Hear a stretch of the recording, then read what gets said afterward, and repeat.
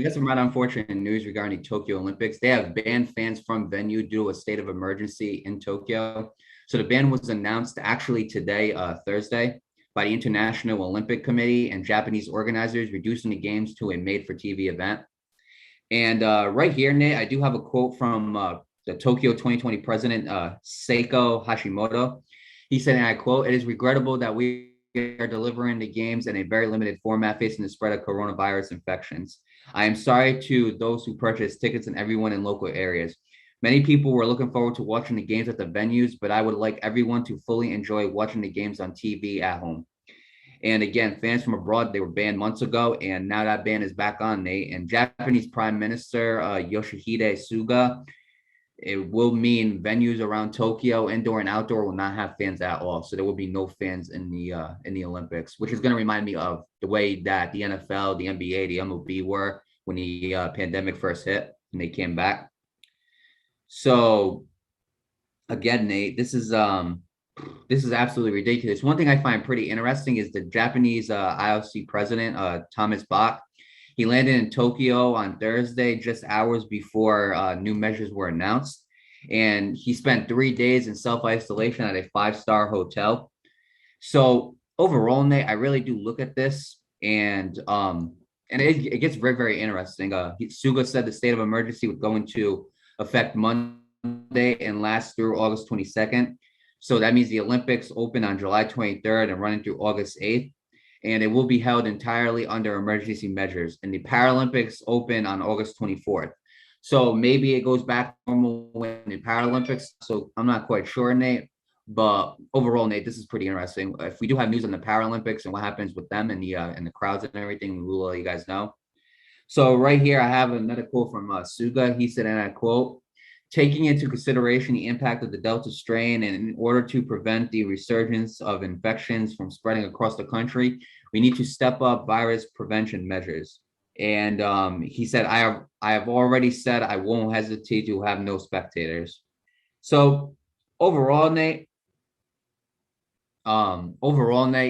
let me start off with this first, okay? But before I do, the source for this article is ESPN News Services. First of all, this is very unfortunate news. Obviously, a state of emergency is into effect, so it's obviously going to be, so obviously that's something right there. Overall, Nate, what I'm really concerned about is I wonder if the people who purchase tickets to go to these, I wonder if they're going to get their money back. That's what I want. That's what I really wonder. I wonder if they're going to get their money back. And if not, then again, shame on the Olympics, but most likely I believe they should. So obviously, like they talked about, they've had some outbreaks recently with the COVID-19 disease, where they've been having, a lot of people have been getting affected by it. And because of that, it's been affecting the Olympics. It's affected the Olympics. And this is some big news considering the fact that the Olympics are about 2 weeks away.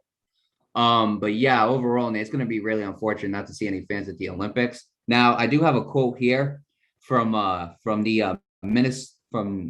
health minister, Narihisa Tamura, excuse me. He said, and I quote, "How to stop people enjoying the Olympics from going out for drinks is a main issue."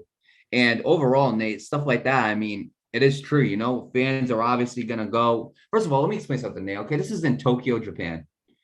If you think people are just going to go for the Olympics and then that's it, you're highly wrong, Nate. This is Tokyo, Japan. When you have a chance to go to any new country, you're going to try to explore the country. Now, obviously, trying to explore the country during the COVID infections, that's not very healthy, you know? And not only that, if they're having a huge outbreak in Japan, then that outbreak, if they come back and they end up catching it, now people are vaccinated, I understand that, but there have been cases where the vaccination doesn't fully work. You know, some people still get vaccinated, yet they still end up catching COVID or whatever, and they end up bringing it over to the United States. I have heard cases about that. So overall, Nate, I do agree with what they're doing. If this means like still having the Olympics, then I'm completely okay with it. Because let me explain something, Nate. I love the Olympics, especially the Summer Olympics. I love them. And the fact that we missed them the year that it was supposed to happen, it absolutely sucks, Nate. It absolutely sucks. But we're getting them now. And if that means having no fans in attendance, and again, still watching the best athletes in the world compete against each other, I'm all for it. And again, I feel like if the Olympics continue and the fans from America and all sorts of other countries come in and they end up going to Tokyo and they end up trying to and they end up getting infected by COVID, I feel like that's definitely going to push us all a step back, because from the beginning of the pandemic to now, we've come a long way, Nate. Now there's vaccines. A lot of people are getting vaccines now. Obviously, places have reopened. Sports are going back to full attendance. So when you really look at it, we have came a long way, Nate. And I would hate for us to go take another step back in sports, all because of fans going to the Tokyo Olympics when this is happening. So overall, Nate, I do agree with this. Obviously there are going to be people who disagree. If you disagree, that's your own prerogative. I'm just stating my opinion. But overall, Nate, I do agree with this. If this is what has to be made in order for the Olympics to continue safely, I'm all for it, Nate. So with that being said, best of luck to all the competitors at the Olympics. And again, it still is unfortunate that fans are not going to be in attendance. Yeah, it's unfortunate, but again, safety is everything. And if it means it's going to be safe, then again, I'm all for it. But I look at this, Mario, and it goes to show you, the vaccine isn't going to save us. And I was talking about my brother with this. Yeah, I got the vaccine and everything, but that's only because my school required it. For you were forced to get it unless you had a special reason not to, whether you were religious or you have like a medical issue. So that's why I got the vaccine. I don't have any of those issues, so I was like, screw it, whatever. What's the matter with it? But I even told people, even with the vaccine, you still got to be careful. You know what I mean? Because the vaccine, there's a difference between a vaccine and a cure. This is not a cure. A cure takes a while to come out. It does not take a year to just make a cure and just like that. It doesn't. It takes a while to make a cure. You know what I mean? So I told people, even with the vaccine, be careful. Because even though we're all vaccinated, first of all, there are people that aren't vaccinated, whether it be because they don't want to get it, or they have medical issues, or they're religious. They don't believe in that kind of stuff. You know what I mean? There are still people out there that aren't vaccinated. Number two, there's still a pandemic out there. Even though there's places opening, we have full on 100% capacity stadiums here in America. I know in Canada, they don't have 100% capacity. They're still playing it safe. Other countries are like that as well. But I know here in America, it's fully 100%. And I'm going to be honest with you, Mar, again, for money-wise, it's good. But at the same time, I looked at it, and it can be worrisome depending on the situation. So I looked at it and I'm just like, vaccine ain't gonna save us, because I've heard of people that I've had a couple of people talk to me, and they said that they know people that like, oh yeah, they got the vaccine and still got COVID. I'm not so sure how true that is, but I wouldn't be surprised if that happened, because again, like I said, there's a difference between a vaccine and a cure. It's as simple as that. A cure would just get rid of it altogether, but a vaccine protects us from it for a certain period of time. So, but going back to the Olympics, I would hate for the whole world to take a step back.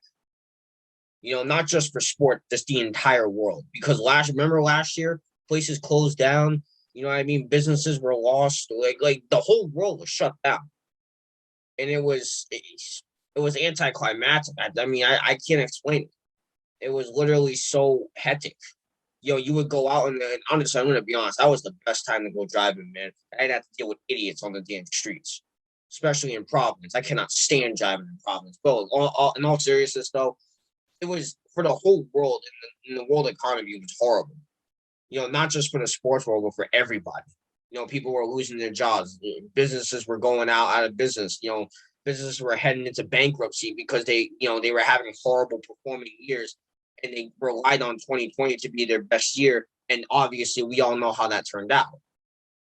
So it was a hectic year for everybody, but again, going back to the Olympics, like you said, if it means that it's going to be played out safely, then I'm all for it, So, with that being said, to everybody competing in the Olympics, best of luck to you guys. Go Team USA. That's what we're rooting for. Obviously, we're here in America. And yeah, to everybody out there, be easy when you ride in these streets. You feel me? There's still a pandemic out there, so be easy out there. You feel me? And with that being said, best of luck to everybody in the Olympics.